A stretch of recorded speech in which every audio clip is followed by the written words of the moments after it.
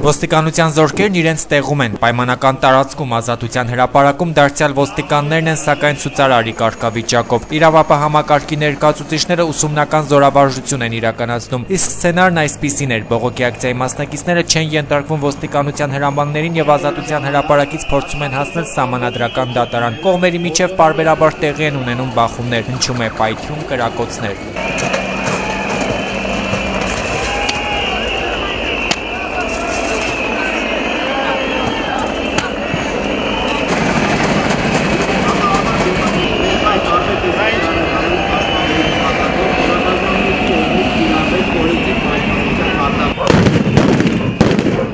Իդեպ ցուցարարները վանկարկում էին Լևոն նախագահ, իսկ իրադարձությունները զարգանում էին Սերժ Սարգսյանի 2013 թվականի նախընտրական քարոզարշավի երկի ներքո։ Սա այն համապատկերում, երբ ոստիկանապետ Վլադիմիր Գասպարյանը պարբերաբար հայտարարում է, թե ոստիկանությունը ապաքաղաքական կառույց է։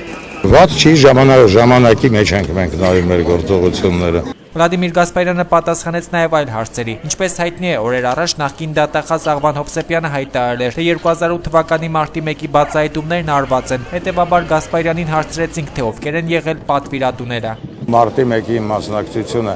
եղել է այնքանով, որ ռազմական ոստիկանությունը կառավարության շենքի պահպանությունն է վերցրել իր վրա,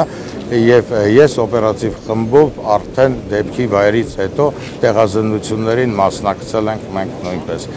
Քննության, նախաքննության ընթացքի հետ ես ուղղակի ծանոթ չեմ։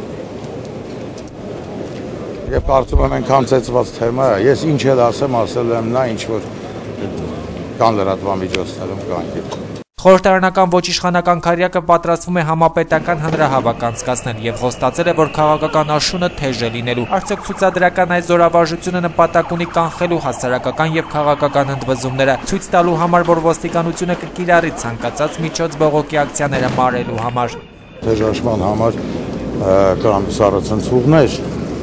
իսկ երբ ցնցուղը չի օգնում, շատ ավելի թեժ աշուն կարող են կազմակերպել, կարող եմ այդպես ասել։ Վլադիմիր Գասպարյանն անդրադարձավ նաև Ցեղակրոն կուսակցության ղեկավար Շանթ Հարությունյանի եւ նրա ընկերների գործով դատավարությանը։ Հիշեցնենք, գործով մեղադրող դատախազ Գևորգ Գևորգյանը միջնորդել է Շանթ Հարությունյանին դատապարտել 7 տարի ժամկետով ազատազրկման, իսկ նրա որդուն Շահեն Հարությունյանին 5 տարվա։ Հասարակության լայն զանգվածի եւ իրավապաշտպան որոշ կազմակերպությունների ներկայացուցիչների գնահատմամբ այս կերպ իշխանությունները եւ կոնկրետ Վլադիմիր Գասպարյանը փորձում է վրեժխնդիր լինել։ Ոստիկանապետն արձագանքում է։ Եթե մարդ շտկող է, կշտկվի մի օրում, մի ժամում,